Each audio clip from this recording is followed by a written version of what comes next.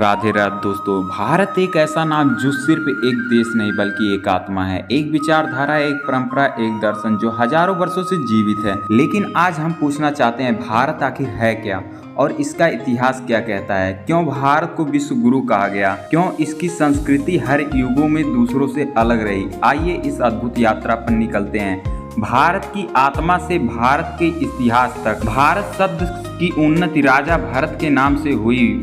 ये वही राजा है जिनका वर्णन महाभारत और पुराणों में मिलता है। एक और दृष्टिकोण से भारत दो शब्दों से मिलकर बना है, भा धन रथ। भा का अर्थात प्रकाश या ज्ञान, रथ का अर्थात लीन होना, यानी भारत वह भूमि है जो ज्ञान में लीन है। विष्णु पुराण में लिखा गया है, उत्तर यथा समुद्र से हिमा दृश्यम दक्षिणम तद भारत नाम राष्ट्रम हिंदू नाम प्रारंभ भूतम। अर्थात जिस भूमि के उत्तर में हिमालय है और दक्षिण में समुद्र, वह भूमि भारत है। जब मिस्र और बेबीलोन अपने अस्तित्व की शुरुआत कर रहे थे, तब भारत में सिंधु घाटी सभ्यता 3300 ईस्वी पूर्व फल फूल रही थी। यहाँ के लोग नगर नियोजन, जल निकासी और व्यापार और कला में निपुण थे।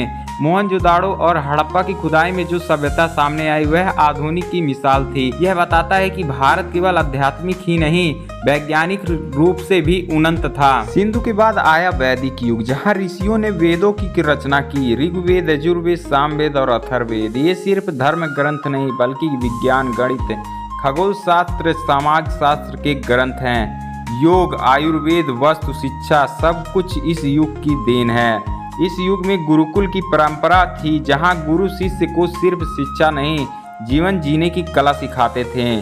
फिर आता है वे काल जब भगवान राम और भगवान श्री कृष्ण जैसे अवतारों ने धरती पर जन्म लिया। रामायण सिर्फ एक ग्रंथ नहीं, एक नीति, मर्यादा और आदर्श का मार्ग है। वहीं महाभारत जीवन की जटिलताओं में धर्म, कर्म और माया के बीच का संतुलन सिखाता है। श्री कृष्ण का गीता में दिया गया ज्ञान आज भी दुनिया की सबसे बड़ी आध्यात्मिक और व्यवहारिक शिक्षा मानी जाती है। भारत ने गणित में शून्य दिया, आर्यभट्ट ने खगोल शास्त्र में क्रांति ला दी, भास्कराचार्य, चरक, सुश्रुत इन सब ने विज्ञान और चिकित्सा को ऊंचाई पर पहुंचाया। नालंदा, तक्षशिला, विक्रमशिला जैसे विश्वविद्यालय में विदेशों से छात्र पढ़ने आते थे। भारत की संस्कृति में संगीत, नृत्य कला, मूर्ति कला, स्थापत्य कला का अद्भुत समावेश था। भारत की समृद्धि ने कई विदेशी आक्रमणता आकर्षित किए, जैसे यूनानी, मुगल, तुर्क और अंत में अंग्रेज आए। लेकिन भारत की आत्मा को कोई जीत नहीं पाया। चाणक्य, चंद्रगुप्त, अशोक, शिवाजी, महाराणा प्रताप, गुरु गोविंद सिंह, रानी लक्ष्मीबाई इन सब ने भारत की असीमता को बनाए रखा। जब ईस्ट इंडिया कंपनी आई तो भारत को व्यापार से गुलामी की ओर ढकेल दिया। 1857 का पहला स्वतंत्रता संग्राम मंगल पांडे और झांसी की रानी के बलिदान से शुरू हुआ।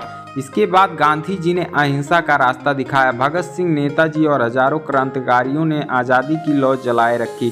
15 अगस्त 1947 को जब भारत आज़ाद हुआ, वह सिर्फ आज़ादी नहीं थी, एक नव जन्म था। आज़ाद भारत ने संविधान को अपनाया, लोकतंत्र को मजबूत किया। भारत ने विज्ञान, शिक्षा, रक्षा, तकनीकी और कृषि में आत्मनिर्भरता की ओर कदम बढ़ाया। आज इसरो, DRDO, एम्स, IT ये नए भारत की पहचान बने। भारत ने योगा दिवस को अंतर्राष्ट्रीय मंच पर स्थापित किया। आज AI से लेकर चंद्रयान तक हर क्षेत्र में भारत आगे है। तो आखिर भारत क्या है? भारत वे है जहां राष्ट्र एक माँ होती है, और भारत वे है जहां हर पेड़, नदी और पर्वत पूजे जाते हैं। भारत वे है जहां ज्ञान जीवन है और जीवन साधना है। एक भारत एक भूखंड नहीं, एक संस्कार है। भारत सिर्फ भूतकाल नहीं, भविष्य भी है। वीडियो को ज्यादा से ज्यादा शेयर करें और कमेंट में जय हिंद जय भारत जरूर लिखें, और वीडियो पसंद आई तो लाइक करें।